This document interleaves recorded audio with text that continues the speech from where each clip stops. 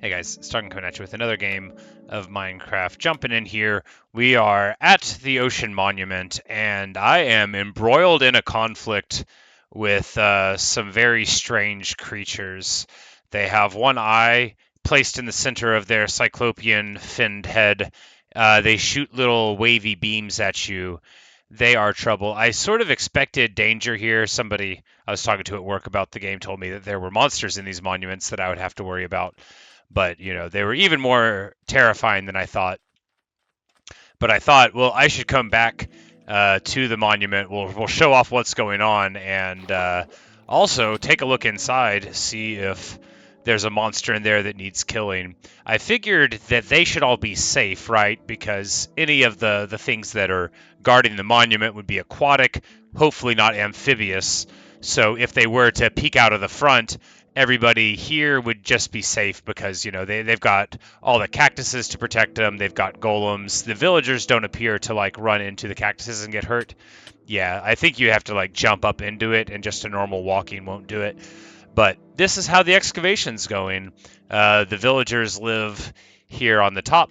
We've got cacti growing all around,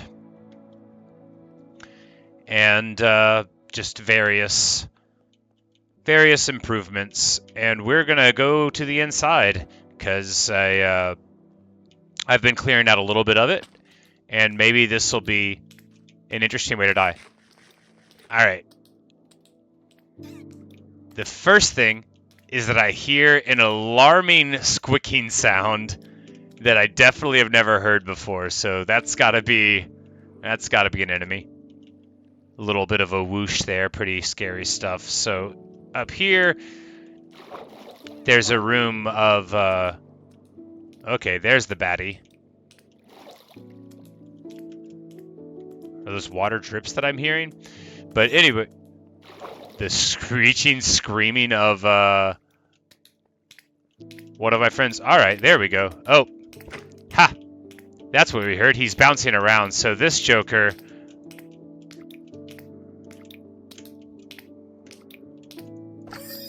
It doesn't look like they can really do much at all. So we've got prismarine shards and crystals. So that'll be nice. That'll help us to make these blocks that we see. So one in that room. Of course, the other ones will be harder to kill than that one because this is the only full room that we've drained. And after that,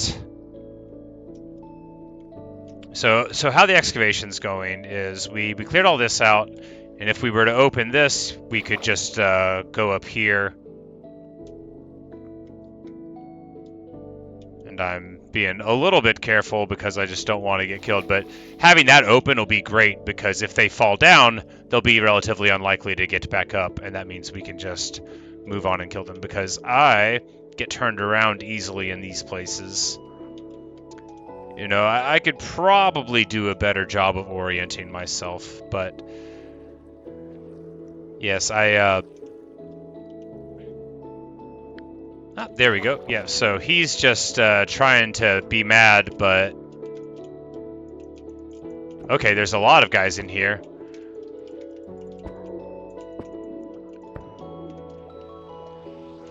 I definitely need to get down. I need to get down so badly. Okay, running out of air, but now we're fine again.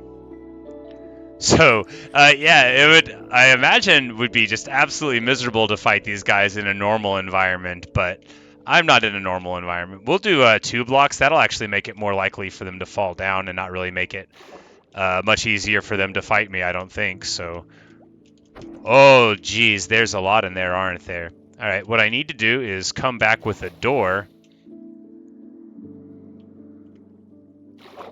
So apparently these things are absolutely chock full with dangerous creatures. Who would have thought?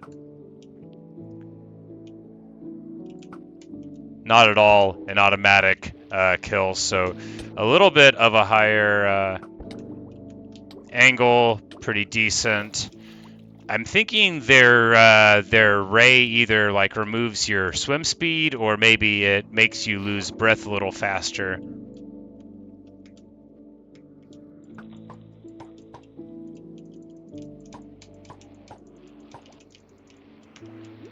Yeah, definitely the breath a little faster. All right, so the trajectory of the arrows is so significantly impacted by water that it's almost not efficient at all to be using them, especially not at these ranges. But then again, the sword doesn't seem that efficient either. But here we'll be able to force them to come in a little bit. Or I need to get, yeah, we'll come back with a door. That's all we've got to do.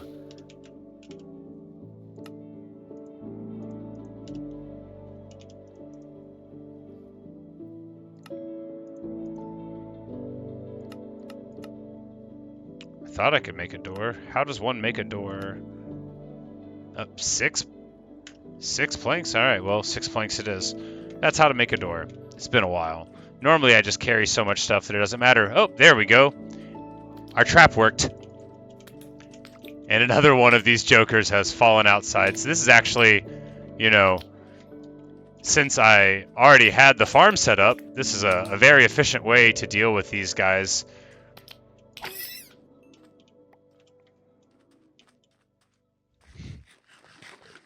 Yep. So it looks like just by trying to get away, I upset them enough to where they'll be trying to get me. But of course, here with a little bit of water, they're not like totally in trouble. But I still think they don't love to be. Yeah, he's so much faster than me, and indeed much smarter. But of course, without the breath interactions, their biggest strength is basically for nothing. But yeah, I don't think they want to get back up to safety, but I don't think they're quite bright enough to make it through the flow. So this is a nice way to get our enemies. And yeah, and once they get around to the squicky part, we just pop them, and they drop raw cod, which is okay. That'll be useful for leveling up various dudes eventually. But yeah, that's. I am going to go get a door because I am likely to need one as I go up. They're not going to be able to pop me just, from combat damage since I'm wearing diamond and I'm in a good spot. But, it occurs to me now that there's not enough torches here, so as night falls, there might be like random ghosties that spawn around here. But I don't know much about how things work when you're in the bottom of the ocean. Okay. Oh, oh. As I was saying, at any moment you might come up and realize that there's skeletons. So this golem's going to be working overtime because, my this village is not safe. There are not enough torches. But those skeletons are dealt with now. And now we're regularly scheduled programming of making a door.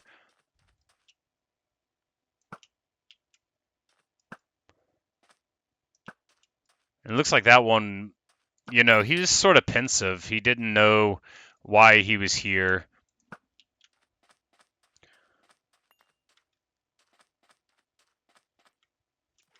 But this is a dangerous spot to bring people with the dudes with their little death ray looking things and all. But they're not as deadly as they want you to think they are, of course.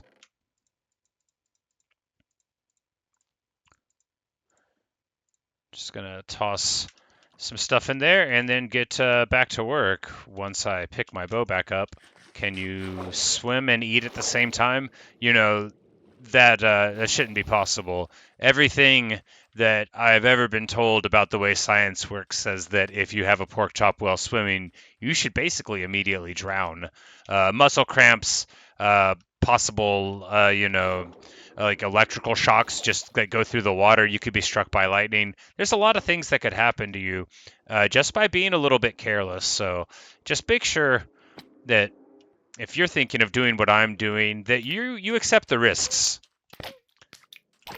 If you see a weird jellyfish monster that's out in the water, invite it to come onto the beach and perish. But now that I know this is where to get... Alright, I think doors are actually going to be like a fantastic way to deal with these jokers because line of sight inhibits them. We'll have the doors open so we can move through them. All right, so there are so many in here, just so many.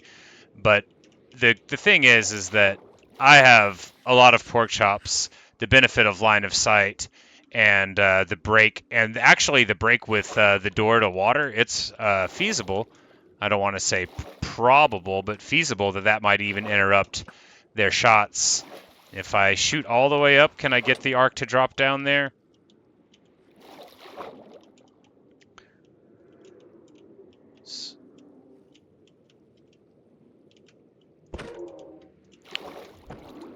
We are doing a very specific kind of fishing here, where you fish with a sword. Sword fishing! We ran out of water, air again, but with our well-placed doors... Yeah, so the I-beam only hurts after they basically fully charge it, but I think it removes your breath while it's being charged, so of course that is definitely a way in which you could be damaged.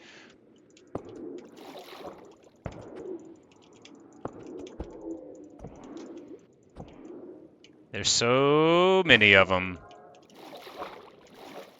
But the thing is because of the architecture, and because I know how they work, vaguely. No, don't hurt me. Don't make me a liar. Destroy! I think I'm striking too quick. I think maybe we'll go with the axe, which is a higher damage per swing, but a lower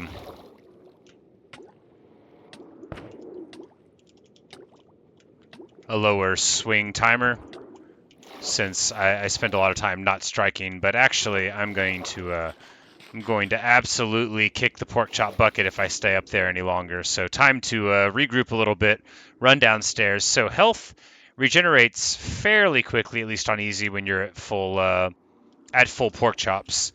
And this place must be like really tough if you're playing on a real difficulty, or maybe there's ways to get better at marine combat that I'm not aware of. Maybe you can get like a sweet spear gun, or like an enchantment that lets your bow and arrow shoot better underwater. Any old thing.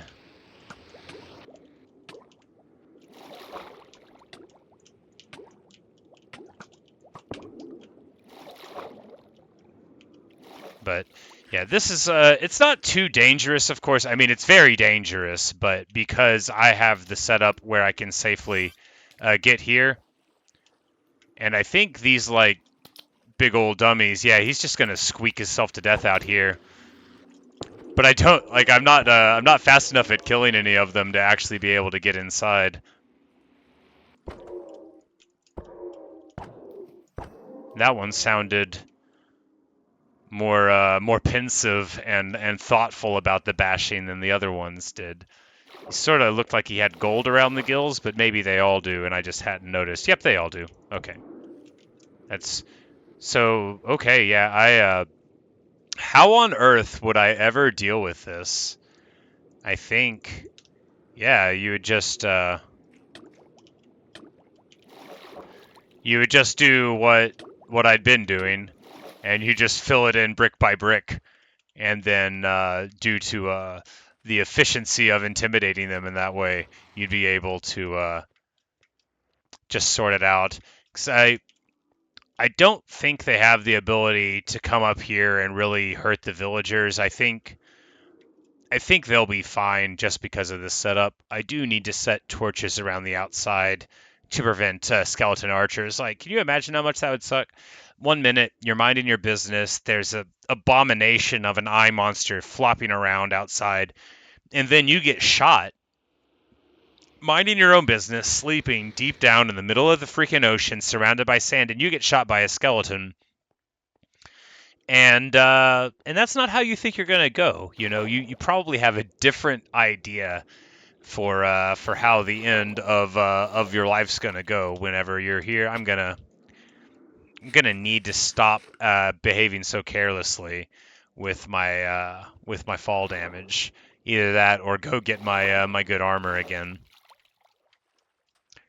All right, I'm taking an I-beam shot. So these idiots on the outside, they're always going to be here unless I drain a lot more. But I'm trying to figure out the water archery physics. So once it hits the water, it'll drop significantly. There's probably only a few angles where you can effectively get shots in at them, like there, yep.